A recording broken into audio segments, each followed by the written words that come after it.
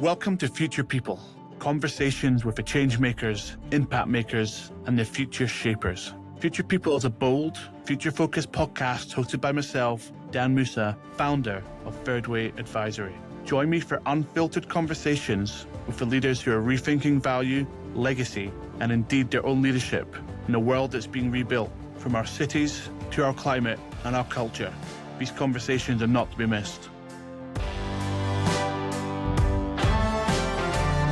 Today on Future People, I'm joined by Tamara Somers, who leads sustainability and impact globally at Xero. Tamara's work sits right at the intersection of business, technology and climate action, helping millions of small businesses take practical steps towards a lower carbon future. Tamara, awesome to have you on, and we're just seeing off air, fresh off a whirlwind trip to the UK and still finding your feet and readjusting to the Australian clock. Yes, and probably your listeners will want to remind me that the carbon footprint of going to the UK for 5 days is terrible. Do you know, it's funny, right? And straight into it, I love it. But there's not really another option sometimes, right? And I work with some other sustainability clients in my work, and they've had to travel, global distances for 24 hours, 40 hours to complete a transaction. I think there's times when it's unavoidable, but you can do other things around the travel and around the trip to try and make up for a little bit or save some of the carbon, right? Yeah, I mean, it's certainly something that's top of mind for us at Xero because we're a global business. Our executives, our senior executive team is spread all around the world, and people do need to connect in person. So, we have to find ways to abate the impact because we can't not travel. And I think one of the things that sometimes people who are based in Europe don't understand is, like, if you're on a big island at the bottom of the world, there's no other option. We can't jump on a train. We can't even get a boat to New Zealand. Like, basically, if you want to go anywhere in Australia, you have to get on a plane. So that's why both personally and with Xero, we're doing a lot of work around, how do we decarbonize aviation? Because the desire to travel is not going to go away. Yeah, and if anything, as the world becomes more connected, the desire to travel is increasing. But before we jump into that challenge, I always like to try and picture for our listeners, you've got an incredible role at Xero, certainly in the face of it. How did you find yourself in that role? And what was your journey, I guess, high level through your career to finding yourself in such an impactful and important role? So I ended up in sustainability really by accident. But when I got there, realized that this was what I'd been looking for all along. It was like, oh, wow, I found my people. I've done a few different things. I started my career as a strategy consultant with Bain.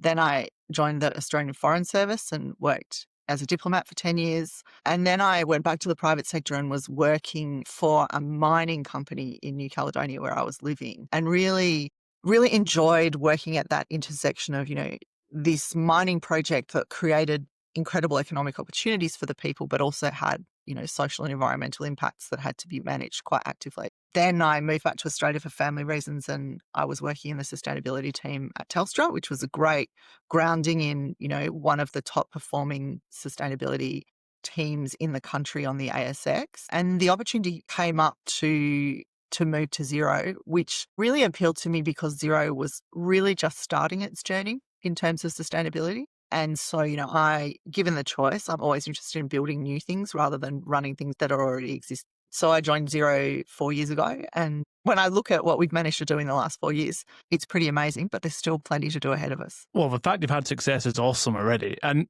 tell us more about the role. So Global GM of Sustainability, and I find it really exciting and awesome that the role also includes impact as well, because I think there's so many roles that just are sustainability, but there's definitely been a feeling of a number of sustainability professionals and leaders I've spoken to the last couple of years who are questioning, well, am I having an impact, or where can I make an impact? So again, paint a picture of your role day to day. What's you responsible for? How are you doing it? And how are you implementing things? So my role encompasses both what we would traditionally think of as sustainability, the sort of, I suppose the ESG stuff that gets reported on and disclosed and measured, and our social impact work, which includes philanthropy, employee volunteering, sort of giving programs, discounts for nonprofits, and, a big piece of work that we've just launched this year around how do we help small businesses to build their financial literacy so that they understand more about how their business is tracking. And, the work that you've seen, our partnerships, for example, with Someday to bring carbon accounting to our customers. So really, I kind of wear two hats. I do the stuff that most corporate sustainability leaders do in terms of how do we make Xero more sustainable and how do we, behave in a way that's responsible and really meets the standards of trust that, our customers and society, investors, employees put in us. But also, how do we leverage the fact that we've got almost 4.5 million customers globally, and we can have a far bigger impact through those customers than we can have, a software as a service company that has a relatively light social and environmental footprint. So I was excited about the opportunity to do both of those things. And it does mean that I'm kind of at the intersection of both how large businesses are thinking about sustainability, because we're a large business, we're a listed company, people have expectations of us, but also how are small businesses grappling with that? The small business thing's awesome because I think, large businesses are bigger things, often hard to turn around, but there's so many smaller businesses who are very purpose driven and want to be impactful and very conscious about what they're doing and their footprint and their sustainability agenda. So it's awesome that you're getting to impact, that many small businesses, and that makes it really, really exciting as a role. Interested to get your sort of thoughts on where sustainability really sits today and maybe in an Australian complex. I think, 2.5 years ago, there was much excitement from the sustainability leaders about we had traction, the CSOs of the world were at the boardroom table having the adult conversations. And it felt perhaps over the last 18 months, things maybe stalled when it became very much reporting focused and governance focused and getting ready for the SRS. What are you seeing? Where are we at the moment currently in Australia? Is it a tick box exercise or all focus on reporting? Have we sort of generally shifted towards more meaningful and embedded action? I don't think that they're necessarily mutually exclusive. I don't think that it's either reporting or meaningful action. And I think what we saw, for example, with modern slavery legislation that has driven a whole lot of reporting and compliance work is that it does elevate questions to the boardroom table and the executive table that otherwise the business might not think about.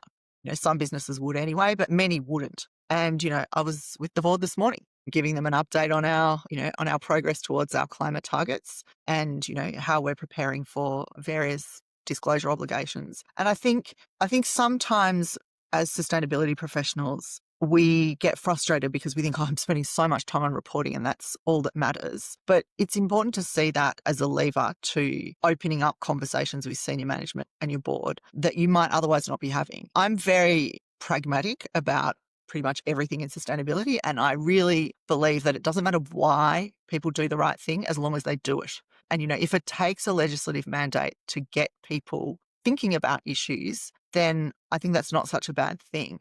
I was at the Global Carbon Accounting Conference in London last week, and peers from the UK and Europe were saying, you're so lucky in Australia, you have these mandated disclosures that the board have to sign off on. So it means even if the mood in business is a little less enamored of ESG than it was 2 years ago, you still have to do that work and the board still has to pay attention to it. And I think there's some truth in that. The pragmatism piece is so important and it's actually really refreshing to hear. And I think for me, that's how you can actually deliver that real impact piece. When we talk about sort of the SME piece, and I think that's really exciting, what are you seeing from your SME customers in terms of leading into sustainability? Are they sort of jumping at it and welcoming it? Or is there still concerns around complexity and cost and where to start? I always find of SMEs, it's like, well, this is so much. Where do we start? How do we do it? Yeah, look, I think there's a real mix, as you'd expect. There's always purpose-driven SMEs. There always have been. And those are the businesses that, were out getting B Corp certified before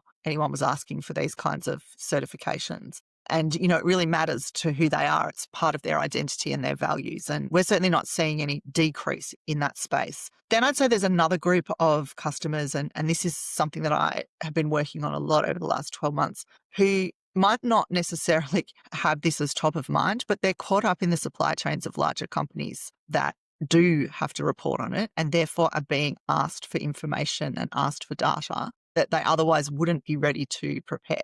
And, that's a really important problem that we're trying to help solve, through our partnerships and through the resources that we're making available, because we don't want the solution to that problem to be that people stop doing business with small businesses and just go, it's too hard to ask small businesses for these types of information. We live that problem every day. We have a bias towards doing business with our own customers, but we still have to meet the same compliance and, screening and data requirements as any other large organization. And then I'd say there's a third group of customers who sometimes get surprised by the fact that they need to know about these things. And I'll give you a concrete example. This is going to sound very girly, but I was at a nail salon getting my nails done about 6 weeks ago, and the owner of the salon told me that she had missed out on getting the contract for Melbourne Fashion Week because she couldn't prove her sustainability credentials. And, so I said to her, "Are you a Xero customer?" She said, "Yes." And I'm like, "Right, well, we can help you with that."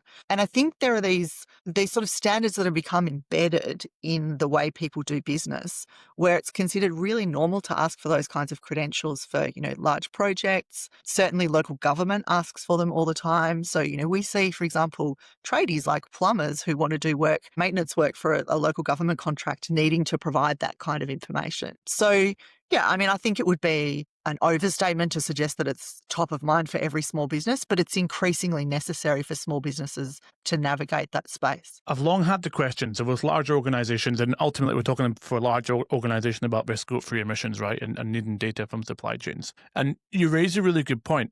Is it a responsibility of the SMEs to get up to speed so they can continue to do their business they may be doing for 10, 20, 30 years of an organization? Or is the onus on the large organization to help educate the SMEs and bring them up to speed? Who takes a responsibility, or does it have to be a sort of combined effort? Look, we're very much of the view that we have a responsibility to help our suppliers in that space. And so, we have both created resources and, software partnerships that help them to answer those questions, but also in some cases assist them in going through initial assessments so that we bear some of that cost. And I know that a number of my peers who work for large organizations are grappling with the same question. It's a very fair question because nobody wants to add compliance cost, but certainly large organizations have more capacity to absorb that cost than small businesses do. And so I think what we're seeing is a real willingness to work in partnership with small businesses and say to them, we know this is hard. We know that you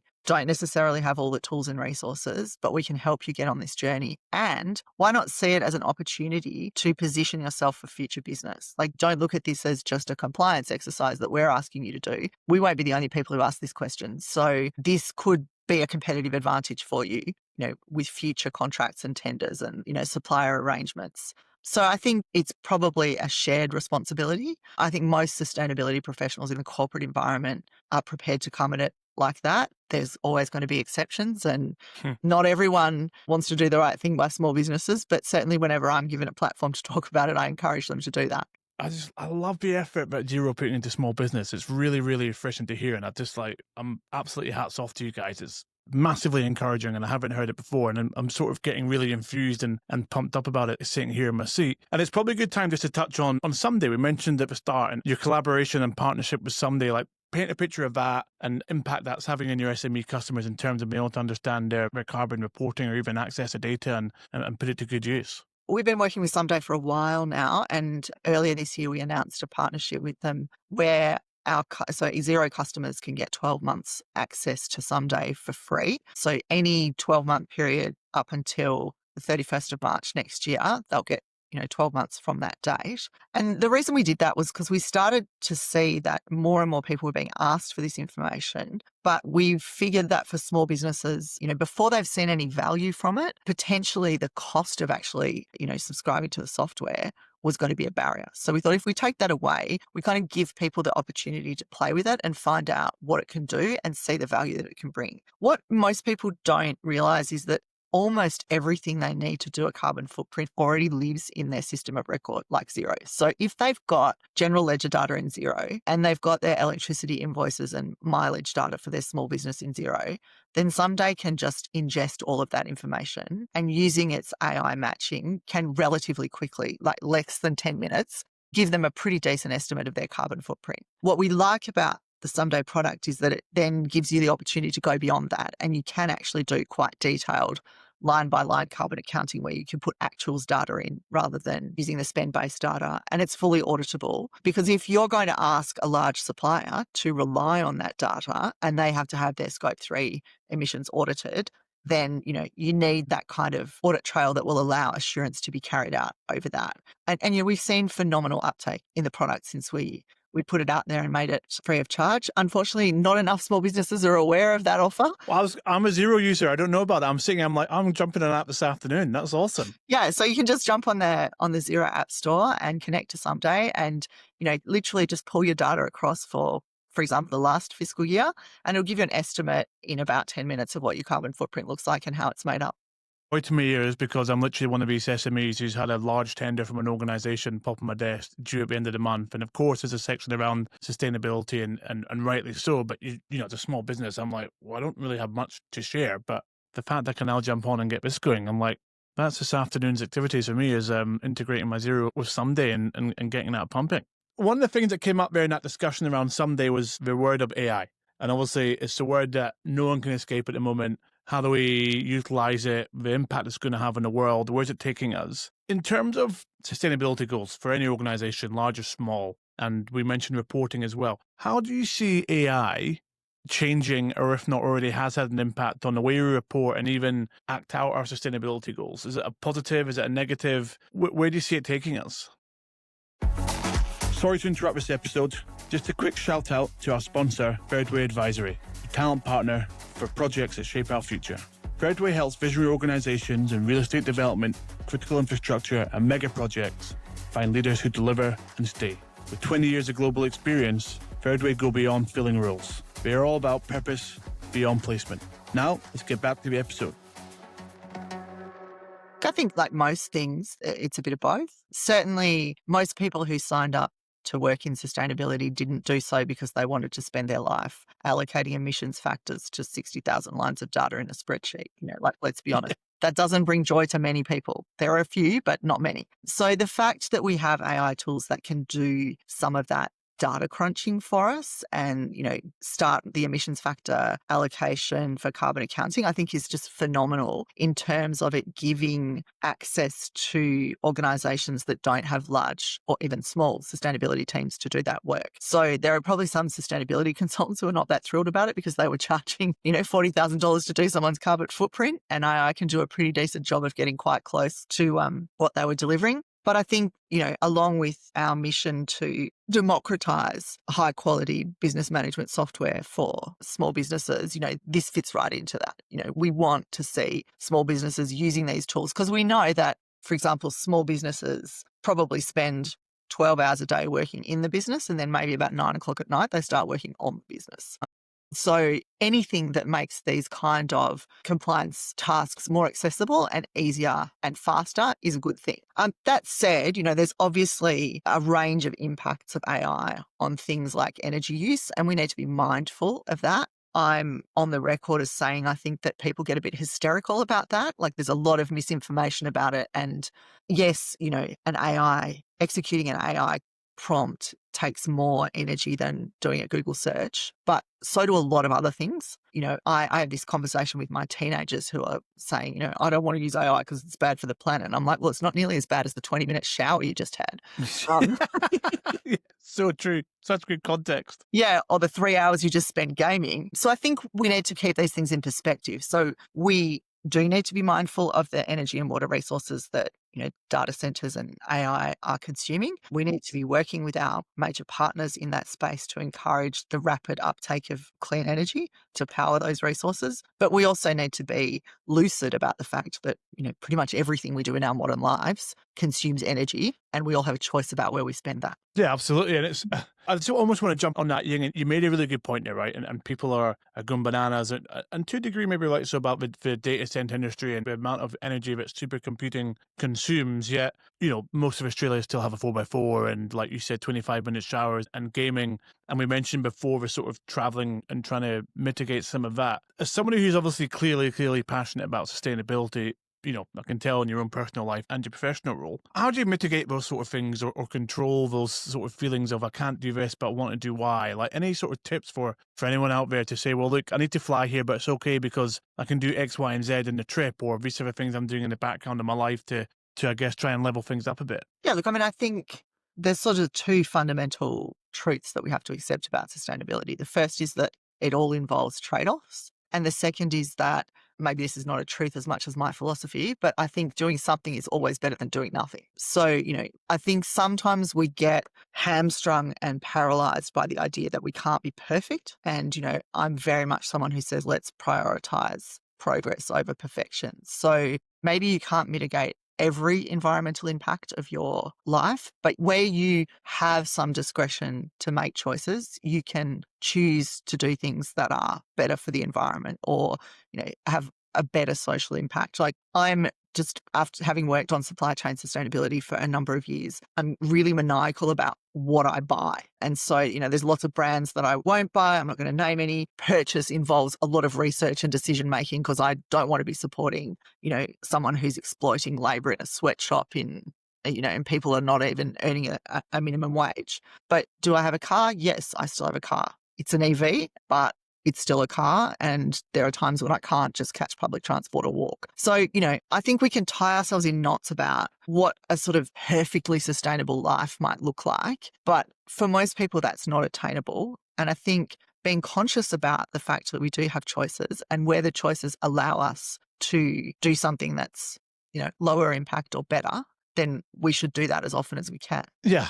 And you're right. I mean, I have a caravan, right? And I can't tow my caravan with an EV. It just doesn't exist. It probably, range-wise, it's double challenges. But equally, I've got an EV, which we use sort of 80% of the time, so that when we do go in the caravan, then, I've used my EV for 8% of my trips, and we try and sort of, level it out that way. So I think that's such sound advice. And I love a bit about social choice. And I think we're definitely going to see, you mentioned clearly your own kids are obviously passionate about sustainability and behavioural change in society, change and ultimately consumer choice. I'm excited about that because I think that's going to have the biggest shift and the biggest impact when it comes to sustainability, because consumer behaviour is ultimately going to force organisations to make change, right? Yeah, I think that's right. And, I see, for example, that both my teenagers think it's very normal to buy things secondhand. And, my daughter, who's 19, and like most 19-year-old girls, is pretty interested in clothes, sort of takes this philosophy that, okay, if I want to buy something new, then I have to sell something I've already got to make the money to fund it. And I have to find it, on another resale or secondhand website. She buys very little new clothing. So good. And, she does that partly to be cool and partly as a kind of money management strategy, but it's also far more sustainable because she's buying things that are already in circulation. And so I think, we can see that this next generation is normalizing many of the behaviors that we need to normalize in order to change the end result. Probably there are people who are going to be listening to this who will be saying to themselves, yeah, but we're not doing it fast enough. We're not going to avoid the damage that we're doing. And that is true. But I don't think that catastrophizing that is helpful, because the catastrophizing then leads to paralysis and we do nothing. So let's encourage the good stuff. When I hear stories about that and, the younger generation, I sound like an old man now, but, the 19-year-olds of the world like your daughter taking these steps on their own and living out these behaviours, and presume, she won't be alone. She'll have a friendship group, no doubt, doing the same. You feel infused and excited about the future. Equally, at the same time, we're living in a challenging environment, right? There's been massive political shifts. We've obviously got the Donald in the US. There seems to be a big shift to sort of right wing in Europe. And so the future of sustainability, or the future of ESG, if you want to call it from an investment, financial stance, what's your take? Does it need a reset to stay relevant and effective? Or is it actually we're okay? We're just going through a sort of a bump in the road and there's always cycles and viewpoints will change? Yeah, your own personal view take on what's quite an open-ended question there. So I must apologise for that as well to a degree. I think there's the hype and the stories that we're hearing, and then there's what's actually happening.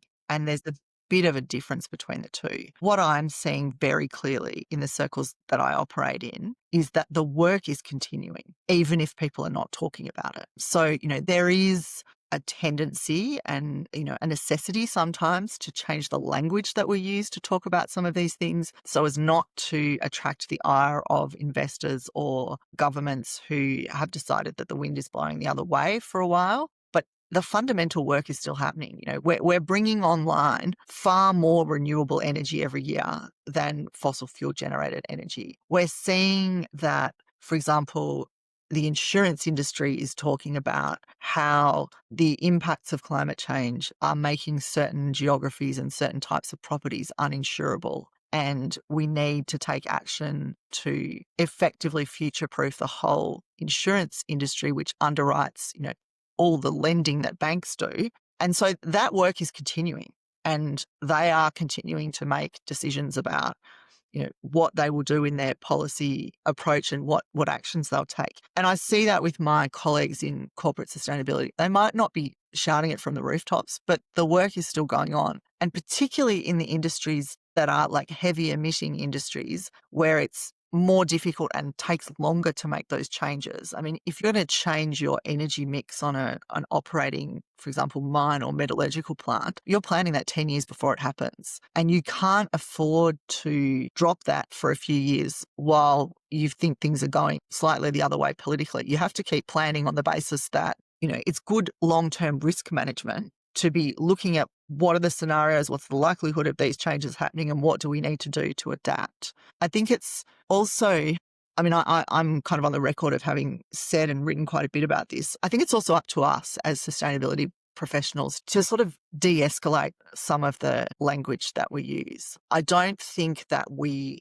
get anywhere by throwing sustainability and climate action in with a whole kind of mixed bag of progressive causes and giving people the idea that you have to support all of them in order to support one of them. I think we really need to decouple climate action from some of those other, identity-based and ideological causes that are really the source of much of the criticism. In some ways, it's the S in ESG that gets people worked up. And that's not to say that it's not important. It is important. And those causes that people care about are also important. But I tend to think that if bundling all those things together means that people won't take climate action because they end up ideologically opposed to it, then we should decouple those things and say, climate action is about, for example, energy security. It's about taking advantage of new technologies and the opportunity to invest and create great jobs in the clean energy industry. It's about energy sovereignty in a world that's starting to be, have more conflict than we've seen at any point in the last, 60 years. So if we can demonstrate other reasons why you should do those things, then I think we can kind of take some of the ideological baggage away from it. And, that comes back to my deeply pragmatic approach. I don't care why people do it, as long as they do it. We had that glorious and bizarre moment where the president of the United States, who has recently called climate change a con job, was inciting people to buy EVs because he was friends with Elon Musk.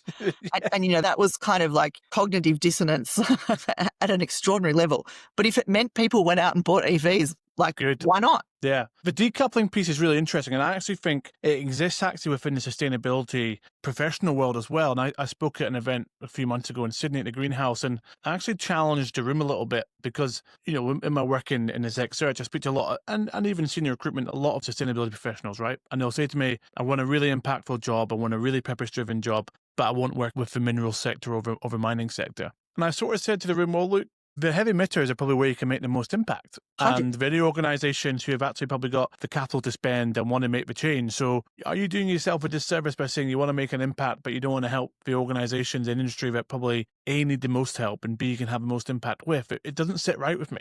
I think they're absolutely right. I mean, I've worked in mining, and I think the capacity to make an impact in those heavy emitting sectors is extraordinary for a couple of reasons, because we desperately need all of the things that those industries are mining in order to fuel the energy transition.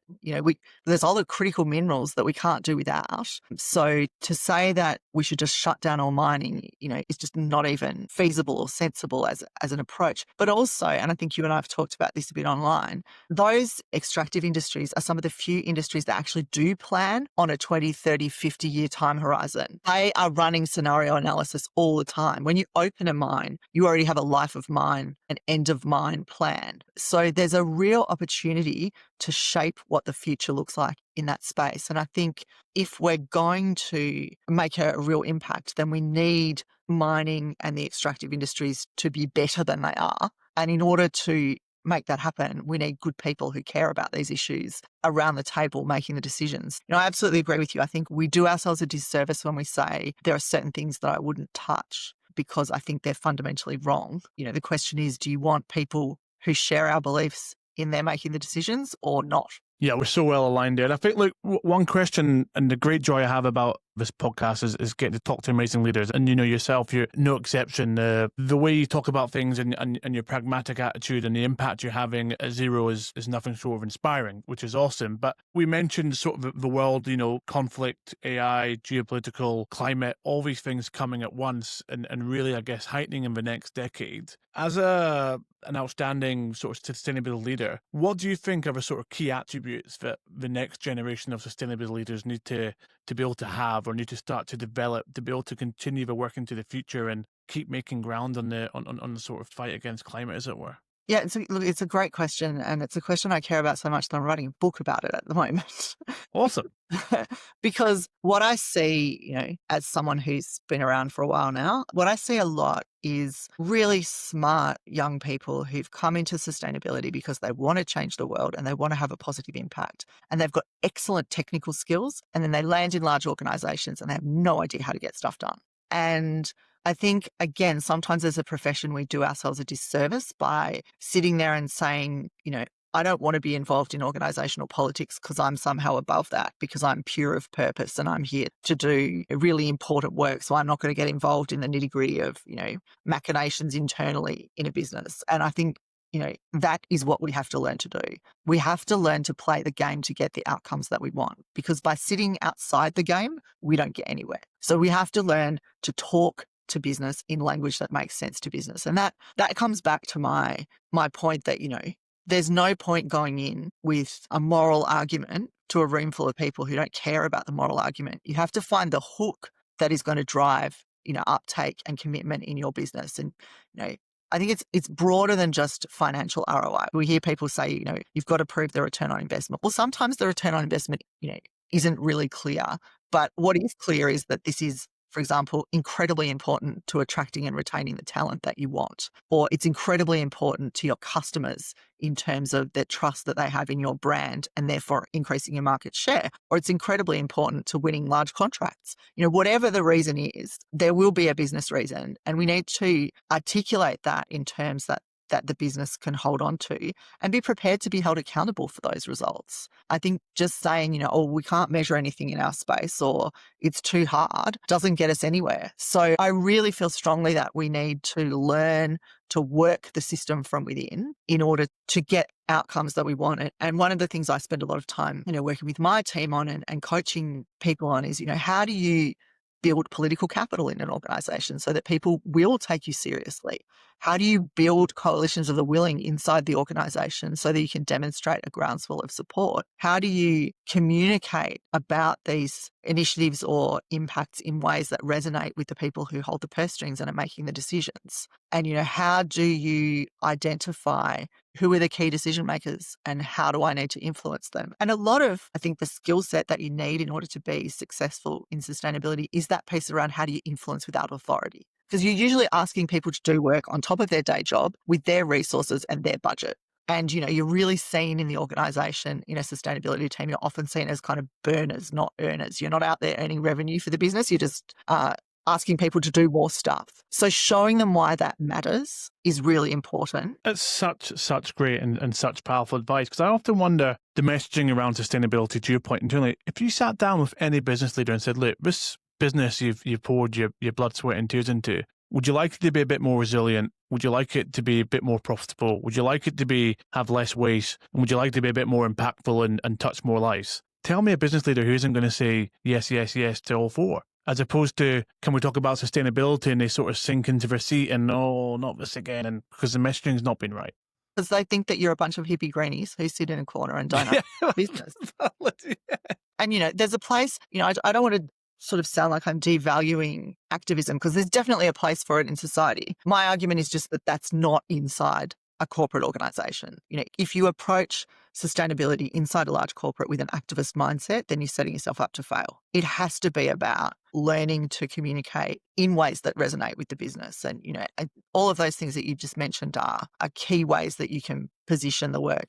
And sometimes there's no immediate payoff. Like, it's easy when the immediate payoff is there'll be less waste, we'll use less energy, and therefore we'll save money. Sometimes the payoff is more long-term and it's less tangible because it is about, your brand or how your employees feel about working for you. But you can still demonstrate value there. Yeah. Tam, this has been an inspiring conversation. I think been awesome to hear an insight into the work Xero are doing and really, in my mind, outstanding work, and the SME space is incredible. I'm off to log into someday this afternoon and get that fired up. I'm actually really excited about that. And, I think you've given us some such awesome advice for the future generation leaders in sustainability and ESG, and I thank you for that. And I really appreciate you coming on today and sharing your thoughts and the work you've been doing. And I think we definitely have to get you back on in the future. One, to talk about the book you're offering, and also I'm sure in 12 months' time there'll be even more impact at Xero and even more exciting things happening. So cannot thank you enough for coming on and sharing with us today.